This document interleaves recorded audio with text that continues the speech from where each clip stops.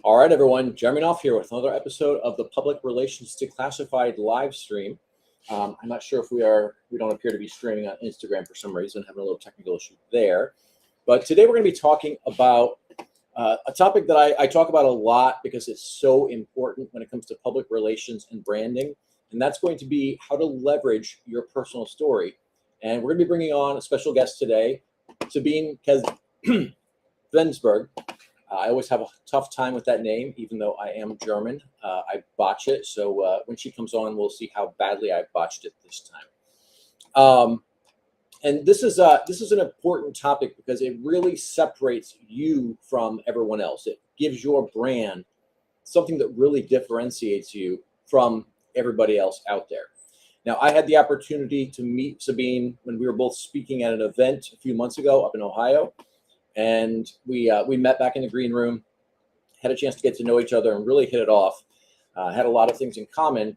And I loved her presentation because she talked about this both from a very technical perspective, but also from a very personal perspective. And she's got what I would call kind of a unique background in this area in that she comes from a theater background. So she's a bit more dramatic than some people. A bit more entertaining than some people. In fact, she actually even broke into song on stage, which I found amusing.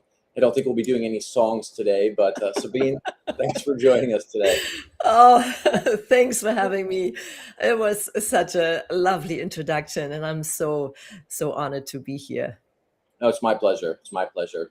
So I want to start off by talking a little bit about your background, right? You've got kind of a unique background. I want to unpack that, but also for everyone who's watching this, whether you guys are watching it live or later on after it's published everywhere that it's published, there is an aspect to this that I really want to emphasize. So I mentioned that Sabine has a theater background. She's really comfortable getting out there and being dramatic, sharing her story, getting very personal and vulnerable. Not everyone has that, but that being said, you don't have to have a theater background. You don't have to be over the top like Sabine is.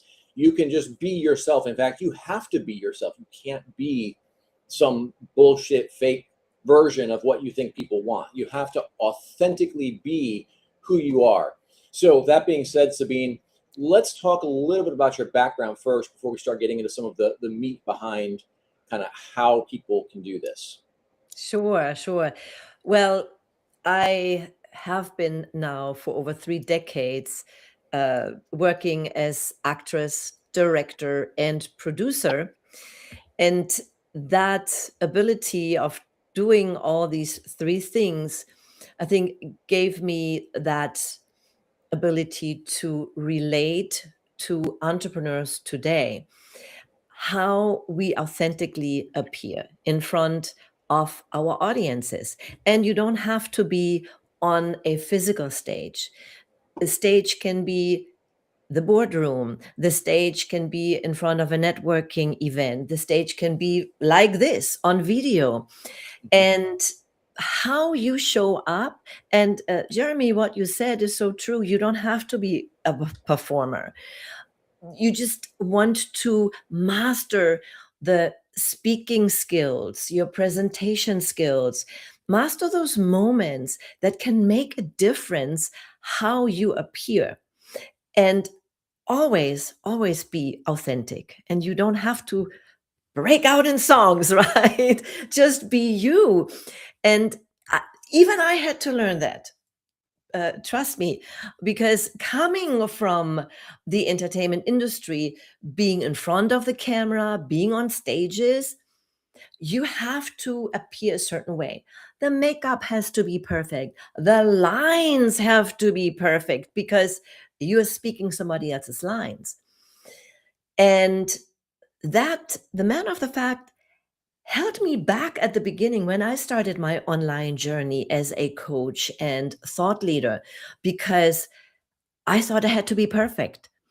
And so you don't have to be perfect. The matter of the fact, just be you. And once I fully stepped into that quote unquote new role, the role of being me, the role of a coach and thought leader, sharing my message and mission, and embrace the fact that I can make mistakes. And trust me, I do make mistakes quite a bit. We all So, do. yeah. I think, and that humanizes us to some degree, right? Like a lot of people make this mistake where I have to get out here and I have to be perfect and I have to do everything right. And I have to tell people that I'm always winning and I've never failed and everything's exactly perfect in my life 100% of the time. And first of all, that's absolute bullshit. But more important, it's inauthentic and people can identify that. When you present this image that you're perfect and everything's completely polished and you never do anything wrong, people look at you and say, oh, hey, yeah, that person seems to have everything perfect, but nobody is perfect. So they're probably full of shit. And it damages your credibility across the entire spectrum, not just with that particular interaction. So let's talk about that for a second. I want you to go a little bit deeper on that and the importance of authenticity. And, you know, I do want to also kind of hit the dichotomy because you come from the theater world, right? You have to get up there and be someone that you're not in that world. You have to play a role. But that takes a very different skill set and that's a very different purpose. So let's talk about kind of the authenticity aspect and how that plays into things, but also talk about the fact how, you know, when you are trying to be something that you're not, it comes across. And even if people can't directly identify what's not right, they can always identify that something's not right, right? Like the energy is off. Yes, yes, you hit the nail on the head. And I want to say something when you said be authentic, or if you're too perfect, you know, people think, well, that's a lot of BS. But you also have the risk that people don't want to work with you because they think, I never can be her, right? Or him. That's a great And point. right, and we don't want you to. I want you, when I work with my clients, I want you to be you. And I always look for the uniqueness of that person. And once you work together for a little while and asking certain questions, I find that very quickly. And that's, again, something that I learned being the director, because you, as a director, look at a scene, at a person differently when you direct a play, for example, which brings me to being the actor playing a role. And I wanted to put something out there, and most people don't think about that, Jeremy. Yeah. They think, oh, they're just acting.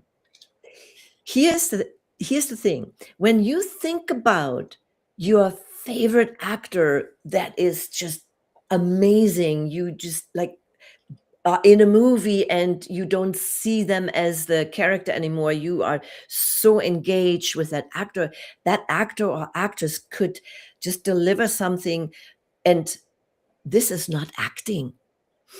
Right. Those award-winning actors, the actors have something, they bring themselves into the role. Yes, they speak the lines of that character and they portray the character, but what a good actor brings into the role is themselves, right? And you can see it. A role can be played by this actor or by this actor, but you don't care about this one, but you pay attention to this one because that actor brought themselves to it. Does that make sense? Absolutely. You know, and there is another aspect of this. I was thinking as you were talking through that. Think about if you're watching a movie with, let's say, somebody like Denzel Washington. That man can play any goddamn role out there, and it is just authentically him. Or Leonardo DiCaprio, right? These guys are absolute masters of their craft, and when they're playing the role, you feel like that's who they are. But then you watch some, you know, cheesy movie on, like, I don't know, the Sci-Fi Channel, or you know, whatever. You get these what they call B movies, right? And the acting is just so fucking painful, and it feels so forced and so fake, right? And I think that's the difference between somebody who really understands acting and they understand playing a role, whereas somebody like Denzel Washington or Leonardo DiCaprio, when they're playing a role, it feels authentic because they actually, God, I don't even know how to frame it. Like they almost kind of like, that becomes them, that becomes who they are, and they take it so personally. And maybe that ties in with, maybe I'm using the wrong term here, method acting, where they create a Correct. scenario where they feel like that's who they are. And that's where I think a lot of people go wrong. Correct. And those actors sometimes become that person. So if they have to play someone um, who is schizophrenic, or how do you do that, right? But Yeah. the observation, or maybe being in, visiting a facility where you observe a person who may act this way, and then you try to put it on and kind of feel it. So those are the things that those award-winning actors, those fantastic individuals do. And to give you also a female equivalent, Meryl Streep, she could play anything, from Yeah. that vulnerable to the very bitchy to, I mean, it's amazing. So I adore her, and for nothing is she an award-winning actress, right? So, but yeah, be yourself. That is, in business terms speaking, super important, with your uniqueness. But then, and here's like this little caveat, you still have to master or learn the skills, or Mm. get to mastery if you can, but learn the skills of becoming a good speaker. You know, Jeremy, what eggs me on is when I hear someone and they are swallowing the endings, for example. They're swallowing the endings, they're saying this and that, and then what did you say? So, and then you don't understand, and you're losing your audience because of simple techniques that can be learned, that you have your consonants, that you have the endings correctly, is just one skill. And that can help you become a better speaker, better presenter, and attract more people into your life. I love it. I love it. You know, and there's an aspect of that I'd love to hear your take on this. And I'm pretty good at storytelling, right? Like I get up there and I can leverage my story, but I did that by fucking it up a lot of times, right? Like I was not always great at this. And there was one particular incident I had where I had put together this event. It was a high level, essentially networking event. We did it at a particular venue here in Tampa Bay. Great event, but I never really told anyone what the purpose of the event was. The short version of the story was, you know, about my health crisis, my spending 2 years on my deathbed, Yes. coming back from all of that. And I've talked about that a bunch on the show and just in general. But up to that point, I hadn't really talked about that. And so when I came off my deathbed, when I started leveraging PR, one of the other elements of that whole thing was I leaned heavy into the relationships that I had to create additional leverage, right? I used those relationships to get featured. I used those relationships to get introductions. I used those relationships in a lot of different ways. And for me, that was really powerful because I wasn't trying to do everything myself. So as a result of how that all played out for me, I wanted to give back to all of the people in my network. So when I got up here, you know, when we did the event ran for, I don't know, maybe an hour, hour and a half before I got up and spoke. And there was a very different tone in the room before and after I spoke.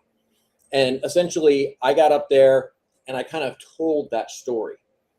And up to that point, most people had no idea that I had gone through all of that.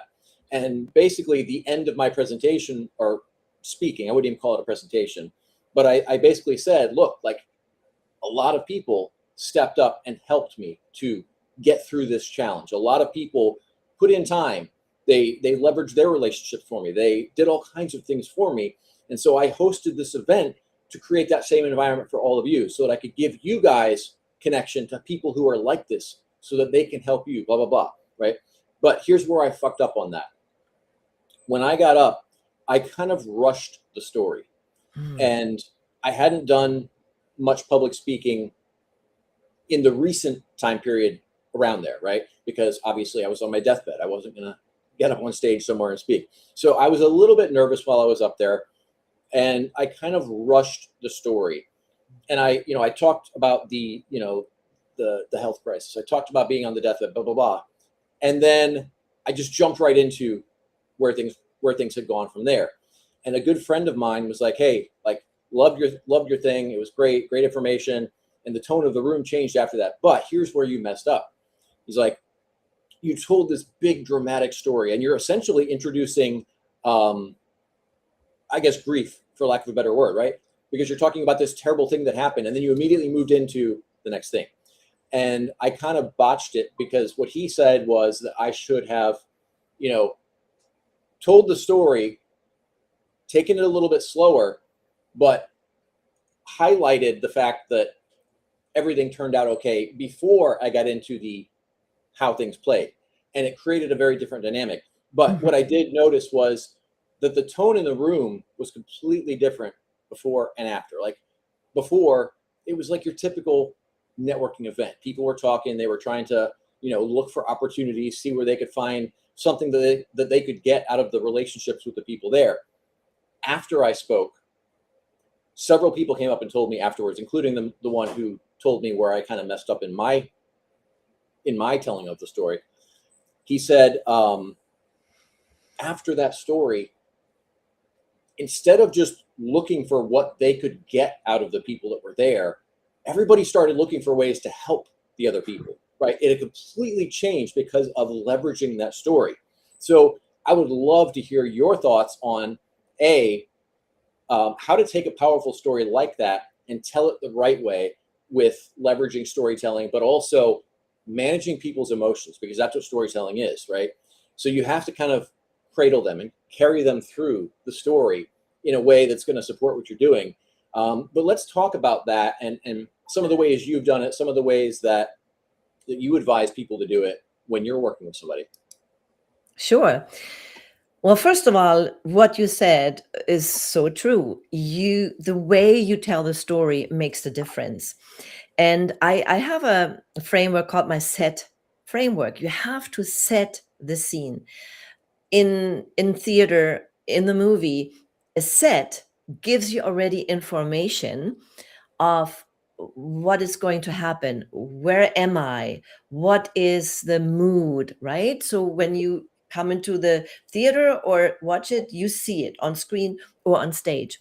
And we as speakers have to do the same thing. So I created that set framework, and it's an acronym. S stands for story, E for emotion, and T for tying it together. And what you want to do with every story is you want to, from the get-go, know why you are telling the story in this setting, right? And what is the emotion that you want to evoke? But then you also have to tie it together. So tie it together to an outcome that you want to see at this event, or something you want to bring across. In your case, it was, hey, bring your heart to it. How can you give? And when you talk about the illness that you had and that you were laying on your deathbed, why did you tell the story? Obviously, I wasn't in the room, what it was all about, but why are you telling the story? So that there has to be a tie to the audience. Is it because you had that never give up mentality, and that you pushed through because you wanted to see others? And you shared the story with me on my podcast, so definitely, listeners, go and listen to Jeremy's story there. But you, as you shared the story on my podcast, mentioned that someone was taking his life, and you then saw, no, this cannot happen. I want to help others. So if this is the premise of what you want to bring across, maybe you're speaking in front of an audience that are veterans. I'm just giving this as an example also for your listeners. And there may be people in the audience, maybe have those thoughts because you had those thoughts. And then you share that story, which is so powerful, by the way. And that can be the trigger point for someone not to go through, maybe to reconsider, or maybe to using their experiences to help others. And that is the ripple effect that can then be created to help even more people. You see, you used your story, there was an emotional touch to it, but then you tie it directly to your audience or the outcome or the teachings. It doesn't matter what it is, tie it together to the point that you want to make. Every story has a point, and every point has a story. I love that, and I also love that you've got a framework around this, right? A mistake that I see a lot of people make is they just try to wing everything. And when you wing it, it's just, I would look at it the same way as cooking, right? If you don't have a recipe, if you don't have a plan, it's going to go well sometimes, but other times it's going to go horrible, right? I personally love cooking. I cook a lot. And I will admit that I often don't use recipes. But I've done it so much that I can get away with that. But if you don't know what outcome you're trying to achieve, and you're not following a framework, you're not following a proven and documented process, it's really easy for it to go wrong. And I know you've got a great book that just came out. We're going to talk more about that shortly. But this really breaks down a lot of the stuff that Sabine's talking about, and we'll get you guys a link to that shortly. Christy will be dropping that in the chat in a little bit. But I love the process, the framework, because it makes it something that someone that doesn't have the background that you or I have, or we can just get up and wing it and still get it right consistently. For the people that don't have our background, that process is absolutely critical. You have to master the basics, Mm-hmm. and you can apply this to any thinking, right? In the military, you've got a certain way to do certain things, right? If you're clearing a building or you're going and doing a patrol or whatever, there's a certain way that you need to do things. And when you do it wrong, things go wrong. Mm-hmm. If you have done it so much that you've now mastered it, that's where you can start deviating from the standard process from time to time. One of the things that I see people getting wrong, and I want you to, in a little bit, I want you to unpack some of the other common mistakes, but I see a lot of people, there's one of two problems that I see most commonly, and that is they either think that they don't have a story, and you and I know that everyone has a story. The other is that they think they need to invent a story. They need to create it, whereas it's actually more about identifying it and distilling it. So talk a little bit about that and about kind of how you identify the story and then how you properly use it. Great question. First of all, as you mentioned, everyone has a story, and some of them are more dramatic and others not. You don't have to lay on your deathbed, right, to have a great story. It's better if you don't. Yes, I would say, right? Try to avoid that. But oftentimes people think, oh gosh, that speaker has such a great story. I mean, there are the wonderful stories like Tony Robbins. He told his story about cleaning his dishes in the bathtub and being on the couch or being homeless, those kind of things. I was never homeless, but I have a different story. I have many stories. And so do you. Everyone has it. And that, I think this is my superpower when I work with my clients, is I can find that story that is the main, the origin story, so to speak. Then there are other little stories that you can tell that is from your day-to-day life. Like, for example, and maybe that gives some people an idea. I have a dog named Loki. And when it is his dinner time, I mean, he lets me know. And he is not letting off until I feed him. He stands there, he barks, and he paws, whatever it is. And oftentimes I tell that story to talk when I talk about persistence. We have to be in life, in our specifically in our business, we have to be persistent with something in order to make it happen, because not everything is going easy. So be persistent.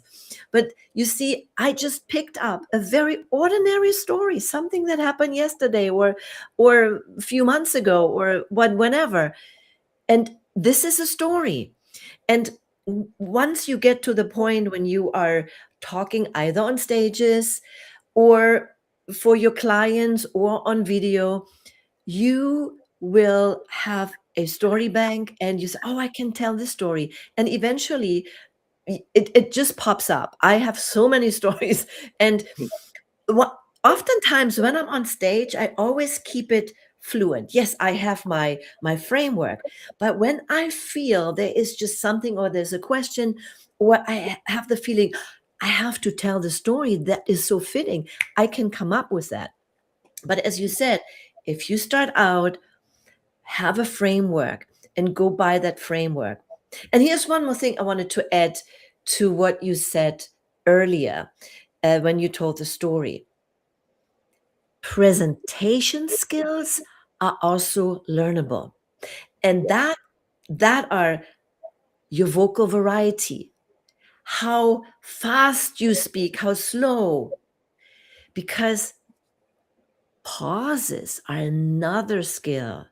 If and you mentioned that if you want to bring people's attention, have a pause, and all of a sudden say, oh, what is she or he is about to say? Those are those little things. Those are the presentation skills that I teach in my programs. That are also, when you master that, it's a game changer. Absolutely. You know, and that ties back to something you were talking about earlier. But real quick, I want to touch on the pause thing because, man, that is so important. Too many people get up there and they get nervous and they start rushing. And then not only are they talking 1,000 miles an hour like the Micro Machines commercial guy, but they also have exactly 0 pauses. And it kind of gives the audience a sense of overload or overwhelm. Yeah. I have found that if you take a good pause, people tend to lean in a little bit. There's that anticipation. It's like a verbal ellipsis, right? They're kind of on the edge of their seat. Why are they pausing? What's next? Something big's got to be coming, right? Right. Right. And so, and that's one of those things that you only achieve through repetition. You have to get comfortable enough telling the story. But one of the things you touched on earlier that ties in with what you were just saying just a second ago is tailoring the story, whether it's your kind of main big story or whether it's any of the day-to-day things, is that you have to tie that to your audience. I love the way Hollywood does it. You know, when you look at any movie, they all follow the same framework, right? The main character is framed in a way that the audience can kind of envision themselves in their role. And that's where a lot of people go wrong, is they make the story about themselves when in reality, you're the guide, you're not the main character. So talk a little bit about tailoring the story, whether it's the big story or whether it's any of the little stories that you're using to make a particular point. How do we take that story and tailor it in a way that it really resonates most effectively with the audience? Yeah, that's a great question. So when you talk about a topic, to give you an example, I talked about the invisible stage a lot. Of course, I take a lot of metaphors from this métier, and people, of course, understand the stage. But what is the visible stage? And at the event that we were together, I shared a story where I learned the invisible stage concept. And that was, we get a lot of rejections in as a performer, as an actress, but we get a lot of rejections also as entrepreneurs. There are a lot of people saying no, or maybe later, or whatnot. And we have to become better and better in preparing to get a yes, or in my case, to get the role that I wanted to play. And I shared the story how I was working very hard on the preparation time. I found the perfect song to sing for that role. I even had it transposed one step lower so I can belt it out. So in musical theater, belting it out, you're not going in your head voice, so it stays strong. But of course, everybody has their own range. But for the audition, it didn't matter. So I could do it. And then I practiced with my vocal coach. And so I went through the story, and I even showed, and that is where the magic starts to happen. Then I bring the audience directly into the scene. So then I start saying, and then I came to the theater, Vienna, Austria. And finally, it was my call. I got up on stage and I saw in the background the barricades from Les Miserables, because that's the role I was auditioning for. And I was like transformed, and then the stage lights were hitting me. And so you see, I started creating this vision, and all of a sudden people were with me on the stage. And then, of course, I went to the next step. I don't want to go through the whole thing here, but then I said also, these months of unseen practices made these 5 minutes worthwhile, because 3 days later, I got a phone call and they offered me the role. And that was the thing that I said, because I learned it as an actress. Now you can do the same as an entrepreneur. And then I brought it back to them. But first, I got them engaged and got them into the universe. They got to know Sabine as a storyteller. They got to know me, who I was, and they got to know why I was the person who could teach them that, because I experienced it. And so that is what you want to do. I love it. I love it. And since we've touched on the singing a few times throughout our conversation, I think we would be missing a huge opportunity if we didn't ask you to belt out a verse here and just kind of give everyone a sense of your stage presence. You down for that? Oh, of course, but I can only do it. So the role I was auditioning for was from Madame Thénardier, which is the mean character. I never played a mean character. So, and one of the things that I had to learn when I auditioned on that stage was a part from that character. And I never heard that song. And it was hard. And so what I had to do, I had to learn it. And eventually I had to perform it. And this is how it goes. Wen haben wir hier? Das Fräulein faulenzt herum, ist wieder mal zu fein, ihre Arbeit zu tun. Wehe dir, wenn ich dich erwische, ich hau dich windelweich. 10 miese Francs schickt deine Mutter, meinst du, das macht mich reich? Den Eimer schnell, du kleine Mademoiselle, nun lauf und hol das Wasser aus der Quelle. Love it. Love it. But, And yes. there was an aspect of that I want to really point out here, is that variation, right? Variation in tempo, variation in vocal tone, everything about how you're presenting that particular section of speech or singing, whatever. It's the up and down, the variation, the changes. That's something that a lot of people don't do. They get up and they speak in a very monotone, kind of like the professor from Ferris Bueller's Day Off, right? Bueller, Right. Bueller, right? And that's one of the little things that I notice about you that you're really good at. There's changes in inflection, there's changes in tempo and pace and everything about it, volume even, right? And all of those little changes, they make such a big impact. They draw people in emotionally. They get them kind of at the edge of their seat. they're wanting to see what comes next. And that's something that you're incredibly effective at. Obviously that comes from your theater background, but the reality is that's something anyone can learn. Anyone can do that. It's just a matter of practice. And I know you cover a lot of that in your book. So why don't we talk a little bit about the book for a minute? I know you just launched, I think it was yesterday it went live, right? Yes, yesterday it went live.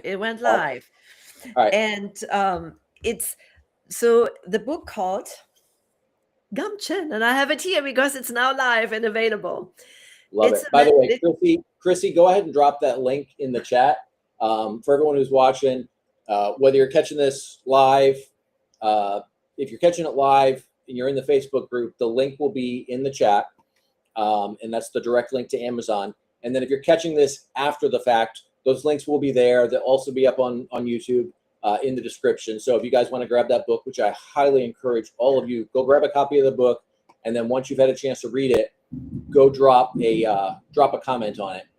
Let's help support Sabine. She's got a great book, a lot of great information that's going to benefit all of you. But yeah, check that out. All right, Sabine, I'll let you just kind of talk a little bit about the book for a minute, and then we'll throw some more questions your way. Sure. So the book called Gumption, Sacred Whispers, Bold Moves, and the Courage to Become. And yes, it's a memoir, so a lot of stories are in there. But imagine that. But every story, remember, I'm not just saying something or preaching something. I live what I teach. Every story has something behind it. There is a message in the story. And in some instances, I talk about that, what I've learned from it, and I give invitations to others. And Gumption, I also have it as an acronym. So each letter has something very specific behind it. And of course, I will not go through all of them because we don't have not years, but hours time. But I just wanted to say the first two, because G stands for growth. We have to grow as a person. We have to become our next greater self. We have to grow when we learn new skills. You become a better speaker, a better presenter. All of that has something to do with growth. But the U stands for uniqueness. And that is what we touched on earlier, Jeremy. We all have a unique gift, and we ought to share this gift. And when we do that, oh my gosh, it changes everything. It changes the way you feel about yourself and about others.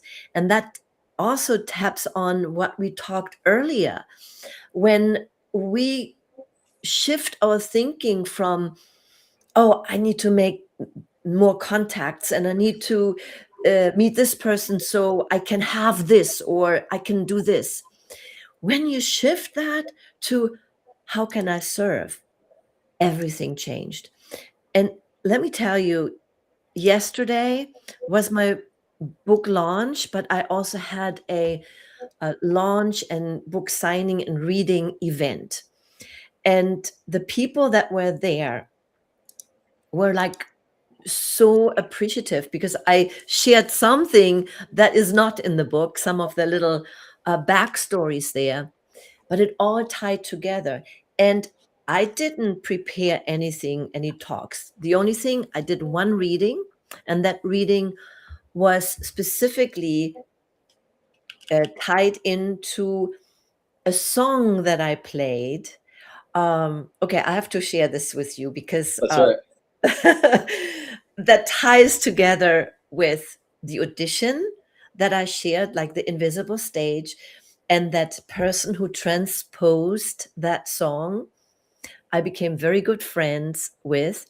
And even later on, and I came up on the spur of the moment that people didn't know. My husband and we wrote a musical 30 years ago in Hamburg, Germany. It was about a event in Hamburg.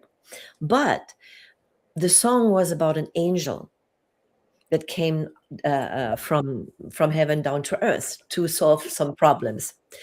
I may still have to pick this up now that I'm thinking about it, right? It was a very good plot. Yeah.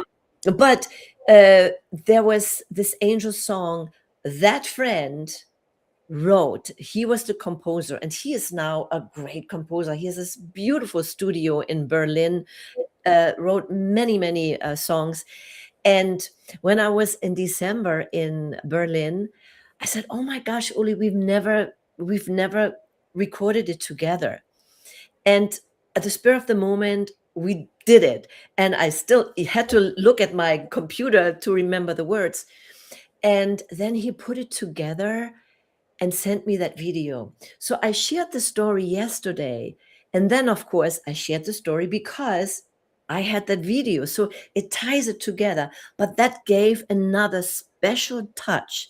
And I think it's still available to see on YouTube, on my Facebook. But I will put it on YouTube and let you know. But those are the moments. And talking about serving from the heart. I did not write this book because, oh, I can make a lot of money for it. Trust me, unless you are a very famous person, it will cost you a lot of money. Maybe Yeah. eventually you will, get something back. But I did it because I was called to share the wisdom. And one woman said to me at an interview, at a podcast interview, after I was done, she was the one who said, Sabine, you need to write this memoir. You need to share all those golden nuggets. And as everything unfolds, that same day, I got to a table at the event that we were on. It was a podcast event where I was interviewed, and that woman said, you need to write a book. I said, okay, it would be my fourth book. But there was a New York publisher, and I went to this table, and there was a sign that says, pitch your book, and we'll give you feedback. I didn't have a book, but I thought to myself, well, it's a sign. Why not? And I pitched the idea, and I pitched what happened, and I shared 2 stories with her. And then there was silence.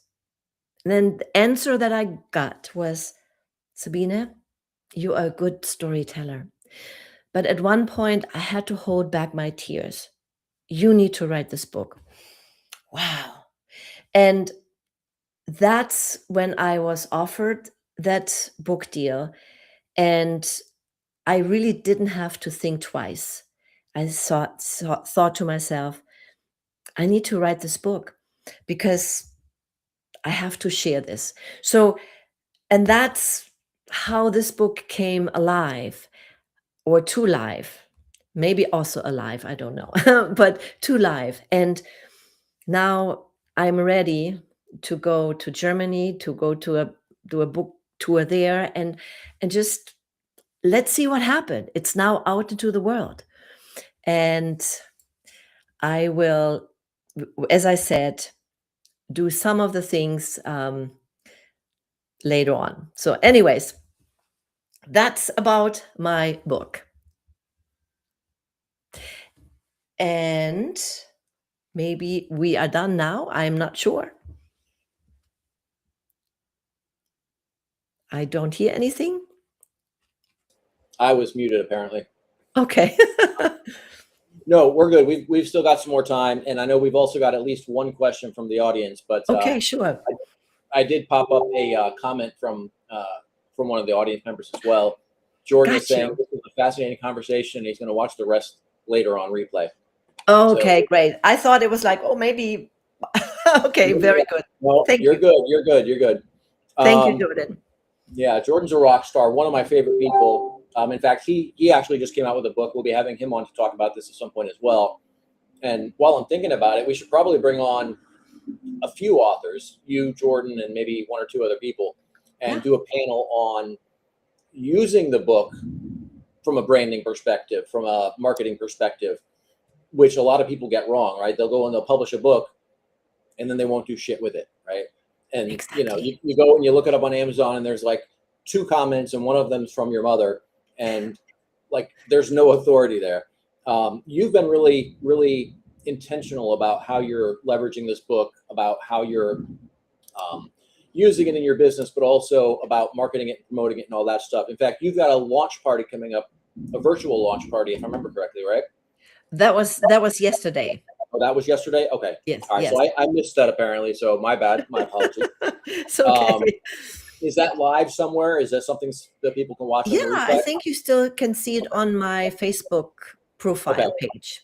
I'll have Chrissy pull that up then. Chris, if you can grab that and drop a link to that in the chat as well, so that everybody can check that out if they want to. Mm-hmm.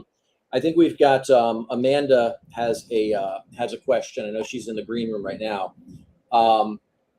Chris, why don't you go ahead and pull Amanda up and let's see what question she had.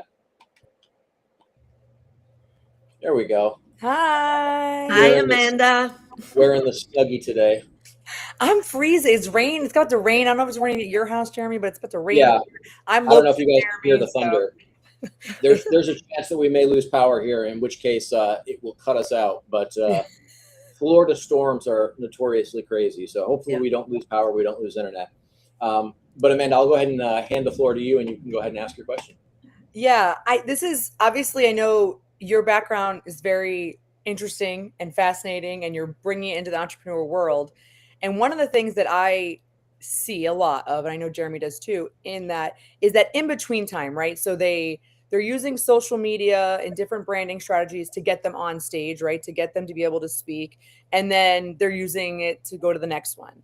But what I'm noticing more and more is what I think is the wrong leveraging of AI and like using it in their content, and they're losing their uniqueness. They're losing their authenticity. And I think there's a right way. I just think I'm seeing a lot. So I was wondering what your opinion was on navigating, integrating AI the right way to keep it authentic and keep it unique. A fantastic question. Thank you for asking this, Amanda, because I do get this a lot. And here is the one thing that I do and that I work with my clients as well. Number one, you have AI is just working on data, so input, right? So number one, use AI to bounce off ideas, use AI to ask questions, or maybe give it, hey, did I miss something, right? If you work on a blog, for example. But most importantly, what you want to do is you need to train your AI. I created my quote unquote communication clone, and that is not a video clone or anything like that. Basically, I fed my clone data from myself. This whole book is in a project. And then I created a voice profile. So I fed, and you can do this, you can feed your AI like talks that I did, or if you've been on podcasts.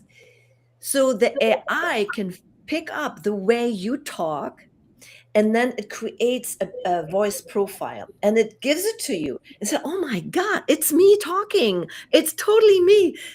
Same phrases, like I always say, the one thing, it's like, okay, that's what I say, right?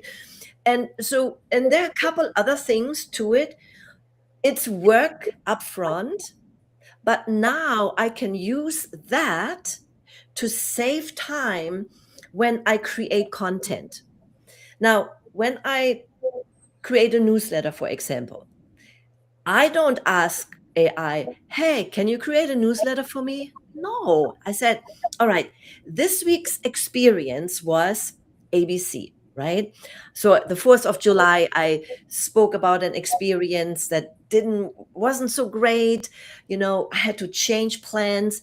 And that was all about my personal experience. And I put it into context. And then I said to my AI, hey, I want to talk about this experience. And I would like to talk about A, B, and C, what you can learn, right? So I gave all that context. And by the way, I have Whisper Flow, or you can just talk, so you don't even have to type. And so I speak to my AI, and it takes, 2-3 minutes maybe. But then it comes up, and I already fed. We have everything. This is the how you put it all together.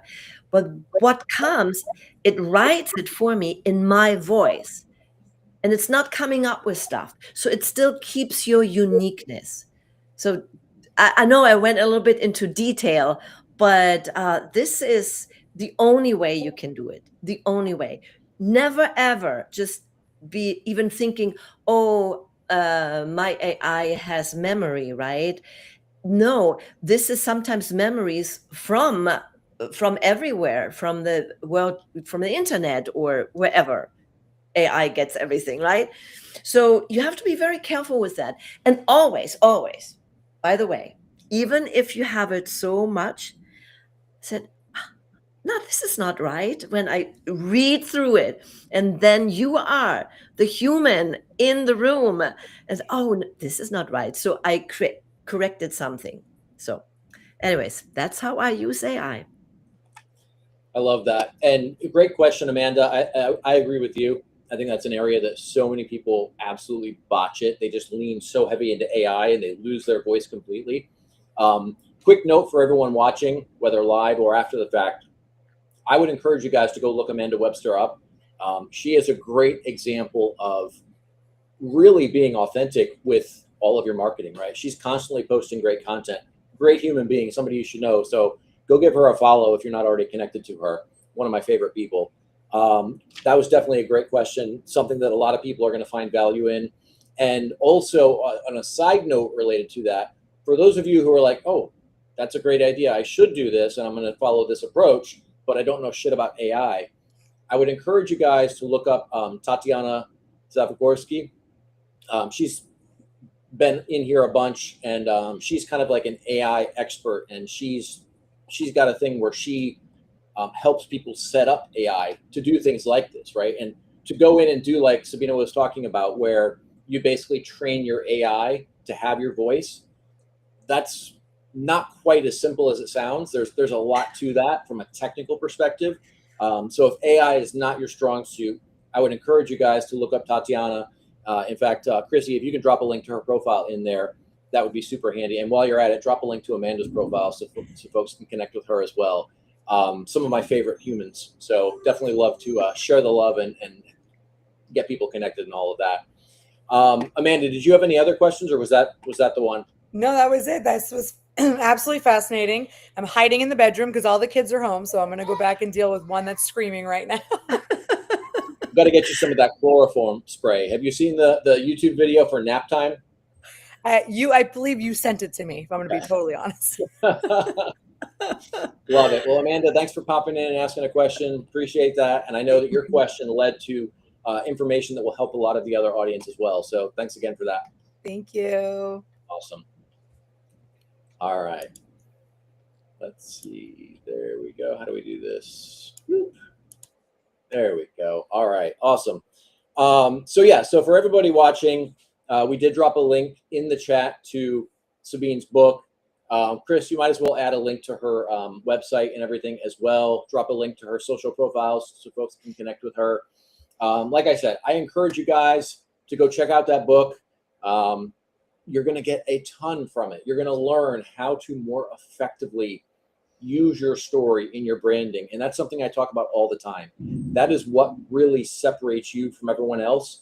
And it allows you to connect with your audience, with your ideal demographic in a way that others can't. And this is something I talk about a lot from a PR perspective, like even setting aside the branding aspect. From a PR perspective, whatever it is you do, right? You're a tax accountant, you're a real estate professional, you're a scientist, whatever it is, man, there's a million people who do what you do. That story is what sets you apart. And that is something that, whether you're pitching journalists yourself or whether you've got a publicist who's out there pitching you to journalists, that story is what sets you apart and makes you more likely to actually end up getting featured, because there's something different about you. There's a million people that do what you do, but there's only one person that has your story, your background. And that is something that Sabine is a master of, just taking your story and leveraging it effectively. And she unpacks a lot of that in this book. So Sabine, thanks for joining us today. Is there anything else you want to add before we wrap up here? I think we talked about a lot of things. Yeah, one of the things when they go to my website, I do have a free gift. This is an accompany guide for my book. Gumption is how you can show up more bolder. So I put it there so you can download it for free. And yeah, other than that, I would just say, master the moments no one sees to lead the moments everyone remembers. I love it. Love it. Well, thanks for joining us. Stay with us in the green room. I got some things I want to chat with you after the show real quick, but that will go ahead and segue us into Jeremy's PRPSA, which for today is your personal story is what sets your brand apart from everyone else out there, attracts the right people, and repels the wrong ones. And this is so critical because everyone thinks, oh, well, I want a brand that everybody loves, everybody is attracted to, everybody wants to be a part of. The reality is that is impossible. That is a unicorn that does not exist. The things that are going to attract the right people to you are the exact same things that are going to repel the wrong people. And in order to really resonate with your ideal audience, you have to alienate everybody else. And that's just part of the process. So you have to be comfortable telling your story and differentiating yourself in a way that while it attracts certain people, it's also going to repel other people. And that's actually a benefit because think about it like this. If you're, and we can look at this from a few different perspectives. We can look at it from the perspective of business development, right? If you're trying to close leads, if you've got somebody that's kind of halfway interested in what you do because your brand is not really quite fully resonating with them, it's going to be a lot harder to close them, and it's going to be even harder to work with them because they don't really fully align with you. But if you've got a brand that is just laser focused on the right audience, everything is going to be so much smoother. You'll close clients faster. You'll be able to work more effectively with them. They will take your advice, and that's a big part of the problem, right? If you're telling them do X, Y, Z, and they're not fully aligned with you, then they're going to think, well, okay, well, I'll listen to this stuff, but these things I disagree with, so I'm not going to do them. I'll do it my way. That is a recipe for failure. So leverage storytelling, leverage your personal story in your brand, and that is going to help you guys attract the right people. It's going to help you get featured in the media more effectively and more often, and it's going to help you differentiate yourself and build a brand that resonates with your target audience. So guys, that's going to be a wrap for today. If you guys found something valuable in this, I would love it if you'd share this with somebody who you think can benefit from it. If you haven't already, pop on over to social media, drop a comment, whether it's Facebook, LinkedIn, YouTube, X, wherever. We're streaming this pretty much everywhere, although Instagram did not work today. But yeah, and like I said, highly, highly, highly encourage you guys to pick up that book, learn from it, implement what you've learned from it, and post a review for Sabine. Great information there. You're all going to benefit greatly from this. And that's going to be a wrap for today's episode, guys. Thanks for joining us.